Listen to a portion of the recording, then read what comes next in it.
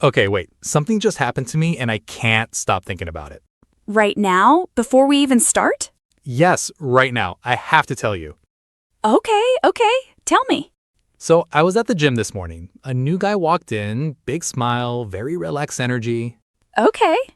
He came straight over to me and said, "Hey, I'm Marcus. Is this machine hard to use?" Simple, easy, just a name and a question. And I said yes and showed him how it worked. And suddenly we were talking for 20 minutes.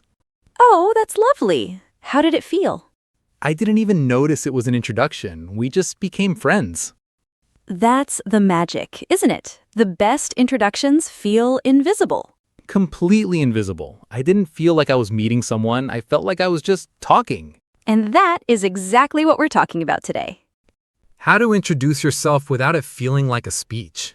Without a rehearsed script, without bullet points. Not that I've ever used bullet points when meeting people. We'll get to that later. Welcome, everyone. I'm so glad you found this episode. We really are. If you're new here, hit subscribe. It helps us keep making shows like this one. And if you've been here before, you already know this is going to be a good one. Let's get into it. Okay, David, tell me honestly, what is the worst introduction you have ever given? Oh, there are so many. My whole life is a collection of bad introductions. Give me the most painful one. Okay, 2 years ago, a colleague's birthday party. Big group of people I didn't know. A perfect situation to practice meeting new people. I thought so too, and I was feeling confident I had actually prepared what to say. Prepared how? I wrote notes in my phone, a list of things to say about myself. David, you made a list for a birthday party? I had bullet points, 5 bullet points. 5 bullet points to introduce yourself to strangers at a party. I was nervous, okay? I genuinely thought it would help. Did it help? No, it made everything worse. Because when I walked up to someone, I just started going through the list. Oh no. Hi, I'm David. I'm a project manager. I've worked in tech for 6 years. I grew up in Leeds. Okay, still manageable so far. I moved to London 3 years ago. I like hiking and Italian food, and I'm learning Spanish. That is not an introduction. That is a job application. She was nodding, very politely, the way you nod when you want someone to stop talking. I know that nod. I've given that nod many times. And then someone called her name from across the room, and she left so fast. She ran? She power walked, very quickly, with real purpose, away from me. And you were left standing there completely alone. With all my bullet points still in my head, points 4 and 5 never even got used. Okay, I have to be honest with you about something. What? I've done something just as embarrassing. A few years ago, I started a new job. First day nerves? Terrible. The worst I've ever had. My manager stood up and said, "Team, this is Jennifer. Jennifer, tell us about yourself." The classic first day moment. I tried to break the ice. I thought, I'll tell a funny story. That always works, right? Good instinct. I started telling a story about something funny that happened at my old job. And? The story lasted 9 minutes. 9 minutes? 9 full minutes. I kept adding details, background information, context nobody needed. Ha! Were people still awake at the end? My new manager looked at the clock twice during my story. Oh no, that is very bad. And nobody laughed at the funny part because by the time I got there, everyone was completely lost. What did you learn from that experience? That nerves make us talk more, not less. And more is almost never better in an introduction. Shorter is safer. Much safer. Say one clear thing. Then give the other person a turn to speak. Introductions are not a speech. They're a beginning. Just the beginning. The real conversation comes after. And the real conversation is where you actually get to know somebody. Exactly. The introduction is just the door. You don't need to describe the whole house. The door. I love that image. Just open the door and see what is inside. And the other person opens their door a little too, and suddenly you are actually talking. Instead of performing, instead of reciting a list of facts about yourself. Nobody wants to sit through a list. They want to talk to a real person. A real person with 1 or 2 honest things to say. Not 17 things, just one or two. That is always enough to start. Okay, David, it's time for the wrong answer round.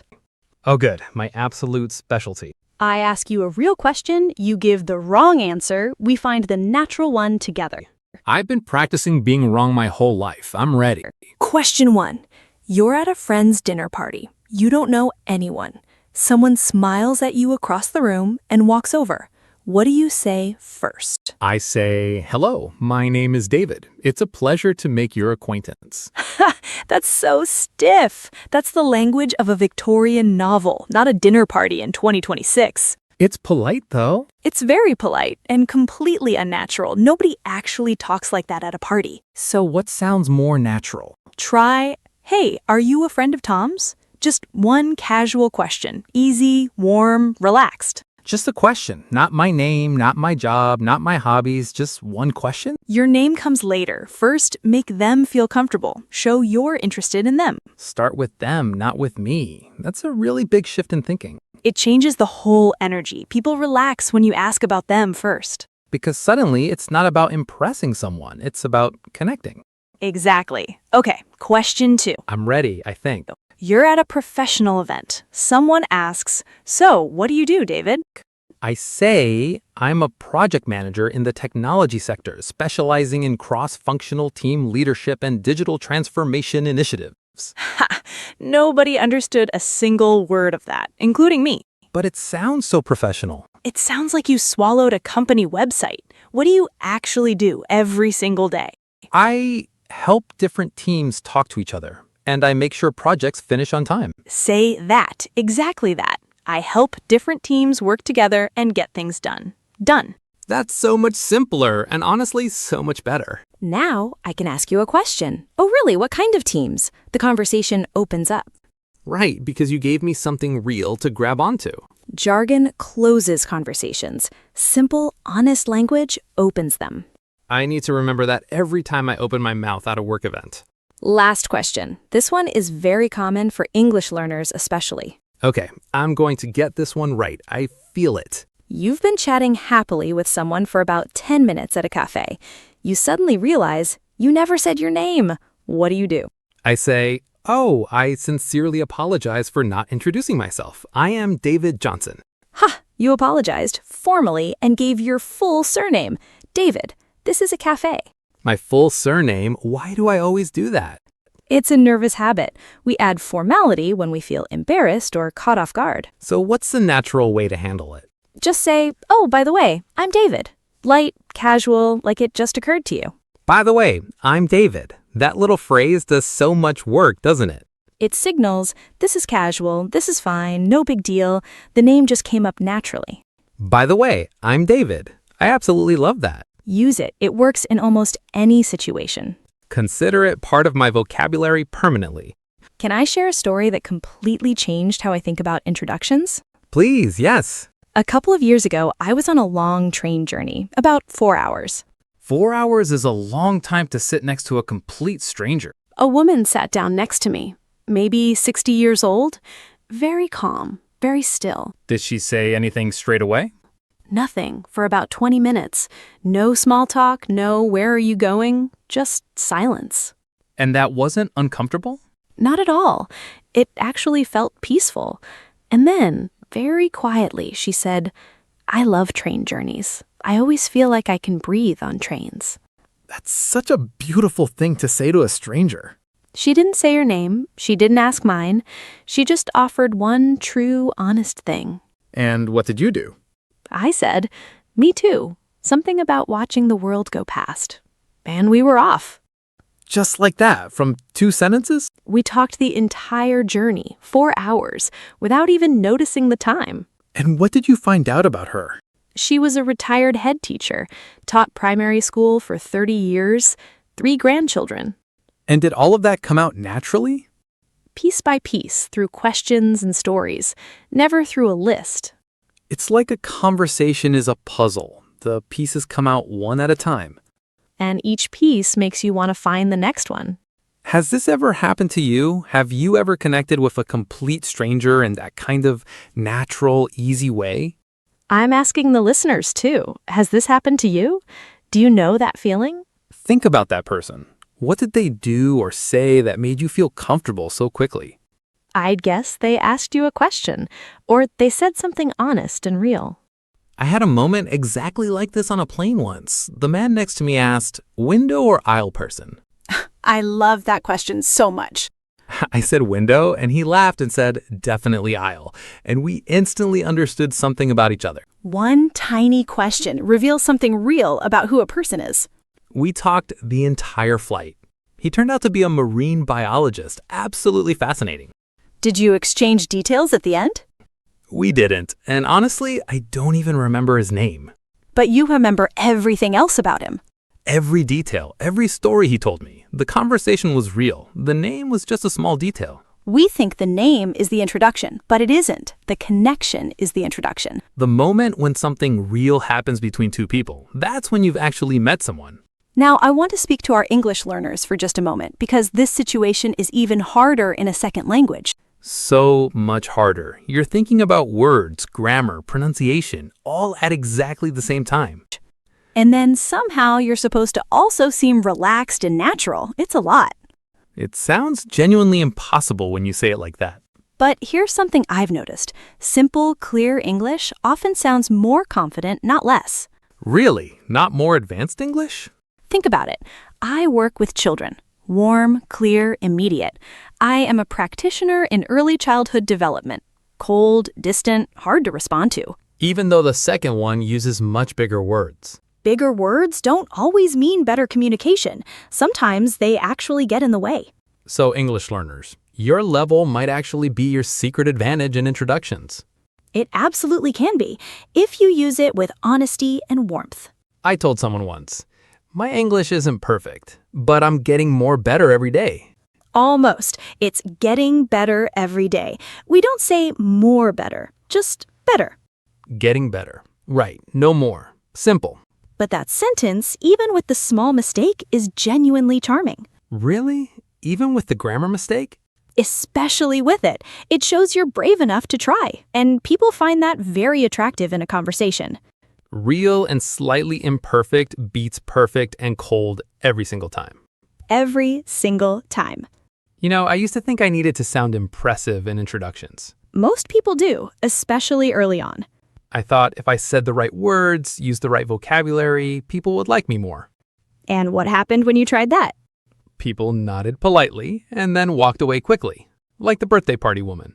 Because impressing someone is not the same as connecting with someone. That is such an important difference. You can impress someone and still leave them cold, but a real connection stays with them. Like the train woman stayed with you, like the marine biologist stayed with me. Exactly. Names forgotten, moments remembered. That should be the title of our show, honestly. Maybe it should be. But for now, let's help you make more of those moments. Starting today, starting with one sentence. One honest sentence is all it takes to begin. And if you forget everything else we said today, just remember that one thing. One true sentence. Then listen. Then let the conversation breathe. The conversation will do the rest of the work for you. You are not performing. You are not auditioning. You are just meeting a person. And every person you meet started as a stranger to someone they now love. That is a lovely way to think about it. Okay, challenge time. I want everyone listening to practice one sentence out loud. Right now. Yes, right now, even if you're alone. Especially if you're alone. That's actually the best and safest time to practice. Nobody is watching, nobody is judging. Just you and your voice. The sentence is, by the way, I'm your name. Really nice to meet you. Okay, let me try first. By the way, I'm David. Really nice to meeting you. Almost. It's nice to meet you, not nice to meeting you. No ing after meet. By the way, I'm David. Really nice to meet you. Like that? Perfect. Natural, warm, not too formal, not too casual. Just right. Now, everyone, say it with your own name. Say it once quietly, then say it again like you really mean it. You could even change the ending to something that fits you better. So happy to meet you. Great to finally meet you. Really glad we're talking. Make it yours. That's the whole point. It should sound like you, not like a script. And then we want to see your version in the comments below. Show us your sentence, your words, your introduction. Comment my version below and we will genuinely read every single one. There are no wrong answers here. The only rule is it sounds like the real you. Wait, before we go, let me try to remember everything we talked about today. Take your time, no rush at all. Okay, we talked about not giving too much information at once. No bullet point lists at birthday parties. Definitely not, please. We talked about asking a question first, making the other person the focus, not yourself. Yes, questions open people up and make them feel good. We heard the beautiful train story, the woman who said one true thing and it was enough. One of my favorite moments I've ever shared on this show. We talked about how simple English can sound more confident than complicated English. That's a big one, especially for English learners. Now the 5 words. We had icebreaker, a question or comment that gets a conversation started. And break the ice, the action of starting a conversation and helping everyone feel comfortable. And stiff, when language sounds too formal and a little uncomfortable. It's a pleasure to make your acquaintance. Very stiff. And we had, by the way, the little phrase that makes your name feel totally natural to share. And the 5th word? I've forgotten the 5th one. It was rehearsed, when something sounds practiced rather than real and natural. Oh yes, don't sound rehearse, sound real. Sound like yourself. The thing I'll personally take from today, say one true thing, then let the other person speak. Say one true thing, then stop. I'm writing that on a note above my desk. Oh, one more thing before you go, a little gift. A bonus? I love a bonus. If you blank completely, your mind goes empty, you have nothing to say, just repeat the other person's name back to them. What do you mean exactly? They say, "Hi, I'm Marcus." You say, "Marcus, really good to meet you." That's all. And that actually works? Every single time. People feel warm when they hear their own name, and it gives you 2 extra seconds to think. 2 extra seconds feels like a lot when your mind is completely blank. It really does. Try it just once this week, you'll see what I mean. Okay, everyone, go out there and introduce yourself to someone this week. One true thing, then their name back to them. You don't need a speech. You don't need bullet points. You just need one real moment and a little courage. Take care of yourselves, and next time someone smiles at you, smile back and see what happens. We'll see you in the next episode. Bye for now, and go say hi to someone today.